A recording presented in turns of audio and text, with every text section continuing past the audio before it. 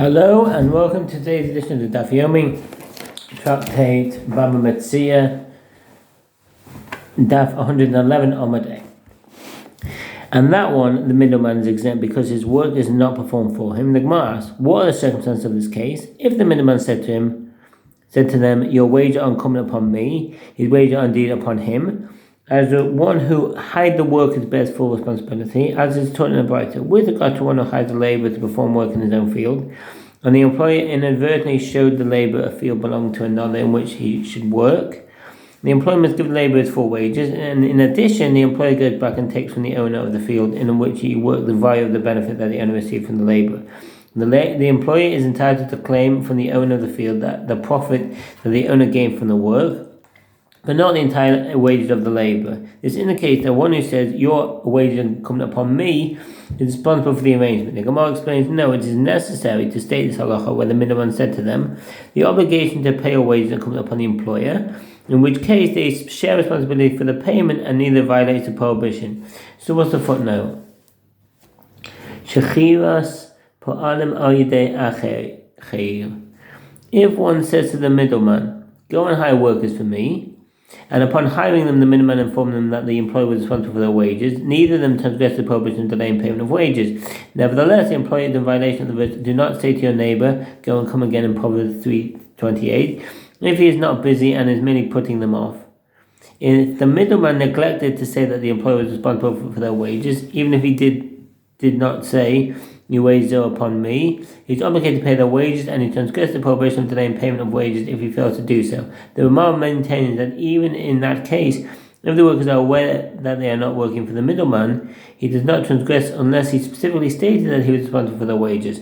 And that's from the Rambam Seif Mishpat, Mehilchot Shekirut 11 for Shulchan Aruch Mishpat 97 in the comment of the Ramah. The Gemara relates, Yehuda ben Bava Metzia would say to his attendant, go and hire workers for me. Agir li parim. According to Tosfos, Yehuda ben Metzia was worried that he would be preoccupied when the time came to pay the workers and would thereby violate the prohibition of delaying payment of wages. The Rosh cited and the commentary attributed to the Ritva added, although he would nevertheless transgress the rabbinic prohibition of delaying payment, his minor infringement in comparison. This is a minor infringement in comparison to the Torah prohibition. And say to them, your wages are upon the employer. Yehuda ben Metzia instructed the intendant to do this in order to avoid violating the prohibition of delaying payment of wages. Metzia was a Namor from the generation of Ravashi. Very little is known about his personality other than he was a student colleague of Mar Zutra and a colleague of Ravashi. Like they lived in Surah as his scholars followed his ruling. In addition, the later Ravina Ketubah 100b, who is assumed to be the last of the Amoraim, was probably a student of his. After the passing of Ravashi, Metzia eventually became the head of the yeshiva in Surah, and he and the earlier Ravina continued the work of editing the Talmud.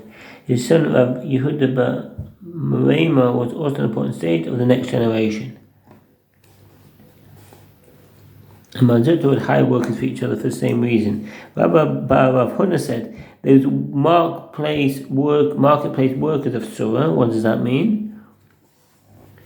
If the worker was aware that the employer does not usually have money until the date of the market, the employer does not transgress the prohibition of delaying the payment of wages, even if he did have money available at the time.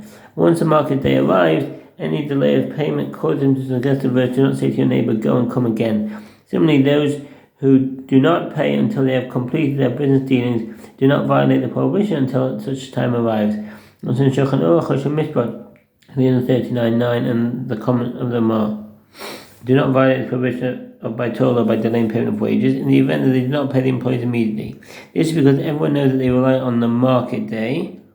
Some commentaries maintain that in this type of case it does not matter when they claim the wages, and even if they demand payment immediately, he did not transgress until the market day. With regard to the halacha after the market day, some say that at that point, if he does not compensate them, he violates the prohibition of delaying payment of wages. Others claim that in this case, the prohibition is no longer in effect. Since these merchants rely on the market day, even if they have money available, they need not pay immediately, as they can say they need the money to conduct business on the market day. And that's attributed to the Ritva, to earn their money, and the employees are aware that they will not be paid on the same day that they worked. But he certainly violates the provision by rabbinic law of do not delay if he withholds payment any later than the market day. The Mishnah teaches that an hourly labourer collects his wages all day and all night. However, says an hourly labourer who worked by day collects his wages all that day. Hourly labourer who worked by night collects his wages all that night. And Shmuel says an hourly labourer who worked by day indeed collects his wages all that day, but an hourly labourer by night collects all his wages all that night and the following day. We learn in the Mishnah, an hourly labourer collects his wages all day and all night. This is apparently a conclusive refutation of Rav. The Gemara answers, Rav could have said to you that he teaches the mitzvah disjunctively. What does that mean? Lizdadin kasane. In other words, this clause of the Mishnah should not be read as a single phrase, despite the connecting word and in the phrase by day and by night. Instead, it refers to two separate cases. Therefore, there is no need to adjust the wording of the text. Permitted to read the sentence in a different manner so that it addresses two separate sets of circumstances. The commentators point out that although this answer explains the language of the first part of the Mishnah, the second clause concerning a weekly and monthly labor still contradicts the opinion of Rav, as the Gemara notes in the following line. One then is the point of suggesting this answer. One explanation is that Rav maintained the second clause of the Mishnah was in accordance with the opinion of Rabbi Shimon.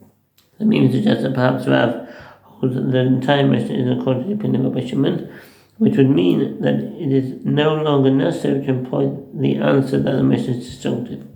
That's in Marashal and Tosfos Yom Tov. Alternatively, Rav might explain the last clause disjunctively as well, but everything depends on when the labourer finished his work. If he completed his work by day, he must be paid that day. If he completed it, and if his work ended at night, he receives his wage at night, and that's from the Torah's Chaim. In the following manner, an hourly labourer by day collects his wages all day, while an hourly labourer by night collects his wages all night. We learn in the Mishnah, if it was a weekly labourer, a monthly labourer, yearly labourer, or labour for a sabbatical cycle of 7 years, if he left upon completion of his work in the day, he collects his wages all day. If he left at night, he collects his wages all night and all day. Some commentators explain Rabbi Shimon's opinion on the basis of a general opinion that one derives halachot based on the reasons for the mitzvah. See 115 days. The logic here is that a night labor can be paid the next day, as well may be because his employer does not always have cash available at night, and it is difficult to find someone to lend him money at such a late hour. Consequently, he's granted the whole of the subsequent day as well, and that's from the Chacham and Noach. This indicates that one who finishes his work at night can be paid throughout the following day as well. The Gemara replies, Rav could have said to you that it is a dispute between the Tanaim, as is taught in the Braita. An hourly labourer by day collects his wages all day, while an hourly labourer by night collects his wages all night.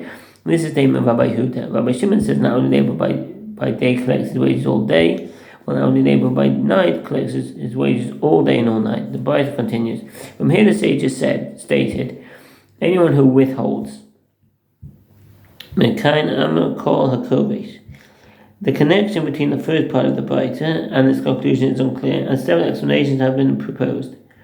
Some early commentaries maintain that once the Braita states that the employer transgresses the prohibition of delaying payment of wages, even in the case of one who works for several hours, clearly the employer would violate the prohibition when withholding wages from any other type of labour as well. Rabbi Naman others suggest that this halacha does not relate specifically to the previous case in the Braita, but is rather based on the principle that since there is a fixed period time for payment, any postponement is not merely a delay of wages, but also oppression and robbery, and that's from the Chacham and Noach. Yet others contend that the connecting link is specifically with Rabbi Shimon's opinion that in certain cases the obligation applies with regard to both day and night, which indicates that he transgresses both the prohibitions of on the same day and the sun shall not set, and Yosef Mahane HaChachma, the wage of a hired labourer. Whoever refuses to pay a hired labourer's wages violates 5 prohibitions and a positive mitzvah. The commentators disagree about the precise identity of these prohibitions, and from the Rambam Sefer Mishpat Mehilchot Kibbutz 11:2 Shulchan Aruch Mitzvah 39:2. violates these 5 negative prohibitions and 1 positive mitzvah. Chamisha shemas v'aseh. 5 prohibitions and 1 positive mitzvah. The commentators disagree as to the precise identity of these prohibitions. Rashi maintains in accordance with the standard version of the text that he violates the 5 prohibitions of do not oppress your neighbor, do not steal, you should not oppress a hired labor who is poor, prohibition of delaying payment of wages, negative prohibition of the sun shall not set upon him, and the positive mitzvah of on the same day you should give him his wages. By contrast, the Rif, the Rambam, and the Rosh follow a different version of the text, count only 5 altogether, as they do not list 2 prohibitions of oppression, just that of you should not oppress a hired labor. With regard to the actual counting of the mitzvot, most authorities do not consider prohibition of delaying a payment of wages and that of sun shall not set upon him as 2 separate mitzvot, but as a particular application of the same general mitzvah, and that's in the Rambam Sefer Chinuch. Others list only 2 prohibitions out of all these: do not steal, and the wage of a hired labor shall not remain with you all night until the morning, as well as the part of mitzvah of on his day you shall give him his wages, and that's in the Sefer Mitzvah Katan. He violates prohibition of do not oppress your neighbor, Leviticus 19:13, and the prohibition of do not steal, Leviticus 19:13, and the prohibition of and you shall not oppress a hired labor who is poor, Deuteronomy 24:14, and the prohibition of delaying payment of wages, Leviticus 19:13, and he has not fulfilled the positive mitzvah of it on the same day you shall give him his wages, Deuteronomy 24:15, and he has violated the prohibition of and the sun shall not set upon him, Deuteronomy 24:15. The Gemara asks, for these 5 prohibitions, do not all take effect at the same time, since those are applicable by day and not applicable by night, and while those that are applicable by night are not relevant by day. How can he be in violation of all of them? Rav Chitza says it means merely the general concept of withholding the wages of the high labor. It includes all these prohibitions and 1 positive mitzvah. The Gemara asks, what is defined as oppression and what is defined as stealing? And what is the difference between them? Numerous commentators struggle to explain why there is such a basic question as to what is oppression and what is stealing. As these terms are used in other contexts without comment, it seems that many of the commentators on the Rambam, the Torah and Shulchan Aruch, accept the interpretation mentioned briefly by the commentary attributed by the Ritva. He contends that the Gemara's question here refers only to the halachah of stealing and oppression involving the hiring of workers, but does not consider the categories in general. Duisha, Smadakura, Magid Mishnah, Melech, Mishnah Halemech, Parashat Derachim.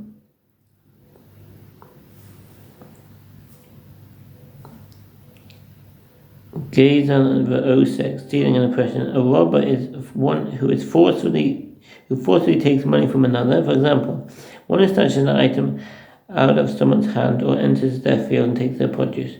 By contrast, oppression is defined as one taking possession of another's money without their consent, but then retaining possession of it and refusing to return it when requested. With regard to stealing and oppression of hired workers, other halachot apply. Bava Metzia Daf and Hilchot Seder Aveda 1:3-4 and Magid Mishnah there and Shulchan Aruch Shemit 59:7-8.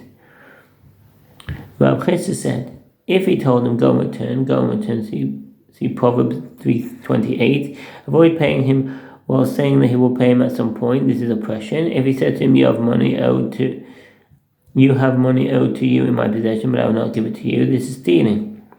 Rav Sheshet objects to this from a brighter. What is the type of oppression for which the Torah obligated him to bring an offering? It is similar to the case of one who had been entrusted with money as a deposit, where then he denied that he accepted it, thereby keeping the money. This contradicts Rav Chesed's claim that oppression is referring to one who admits that he owes him, while Rav Sheshet said that the difference is as follows. If he said to him, I gave it to you, this is defined as oppression. If he tells him, you have money owed to you in my possession, but I am not giving it to you, this is defined as stealing. Abaye objects to this. What is the type of stealing for which the Torah is obligated him to bring an offering? It required to be similar to the case of one who had been entrusted with the money as a deposit, where he then denied that he accepted it, thereby keeping the money. This is unlike the example of stealing given by Rav Chesed and Rav Sheshet, where the party withholding the money concedes he owes it.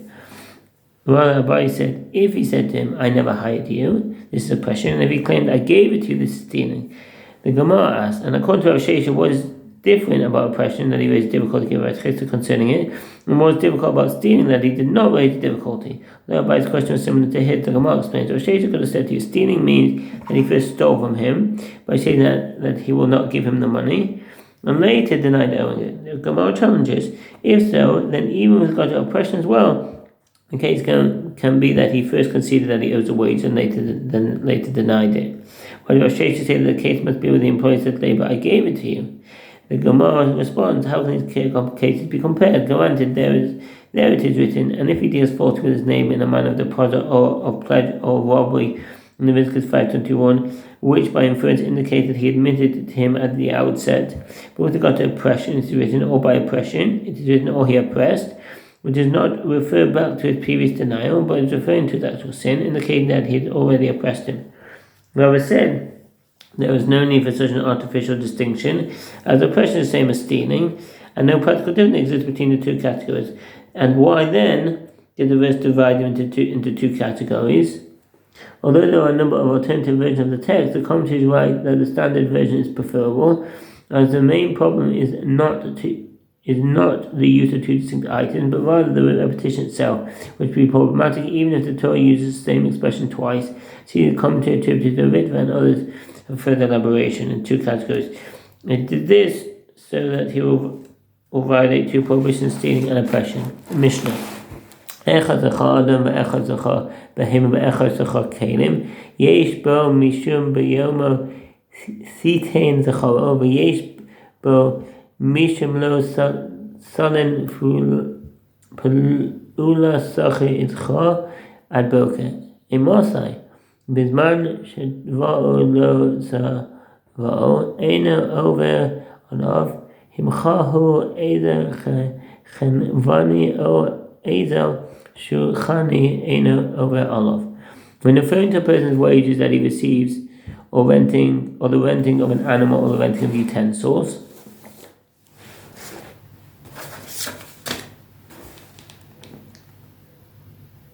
it is a positive mitzvah to pay hard work on time, and one who delays the payment will get a negative mitzvah.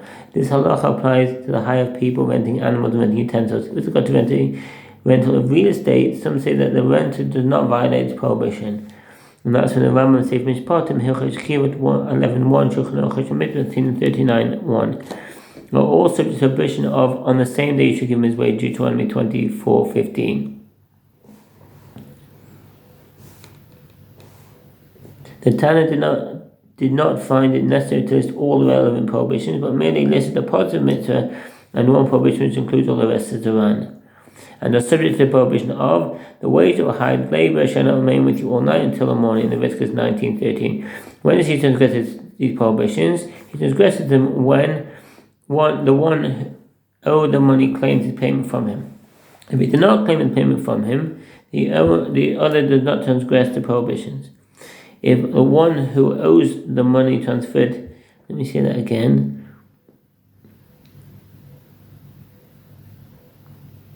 Right, when he claims it. If one who owes the money transferred his payment by leaving instructions with the storekeeper, or the money changer to pay him, he does not transgress the prohibitions. The Mishnah discusses other related halachot. If a hired labor requests payment at the proper time, and the employer claims he already paid him, the labor takes an oath that he did not receive his wages, and then takes the wages from the employer. If the time had passed, he does not take an oath and take the wages. If there are witnesses who testify that he claimed the money from him at the proper time, he takes an oath and takes the money. One who hires a Gentile who resides in Eretz Yisrael and observes the 7 Noachide mitzvot, a ger toshav, or the quick definition of a ger toshav. A ger toshav is a Gentile who seeks to reside permanently in Eretz Yisrael is required to accept certain mitzvot. There are several opinions with regard to the extent of the commitment required. Some authorities require only acceptance of the prohibition against idol worship. Others require him to observe virtually all the prohibitions with the exception of those prohibiting consumption of certain food. Most opinions require him to observe all the 7 Noachide mitzvot. He is subject to the prohibition of, not saying that you should give him his wages, but it's not subject to the negative mitzvah of the wage or hired labor should not remain with you all night until morning. The Gemara asks, whose opinion is expressed in the Mishnah? Is it not that of the first time of the Bride who interprets the phrase from your brothers in Deuteronomy 24:14, and it is not Rabbi Yossi, son of Rabbi Huda? The Gemara clarifies what is this Bride that's referred to here. The Gemara explains as it's taught in the Bride. So we'll just leave it there. That's the end of that Omid, and wish you all the best. Bye.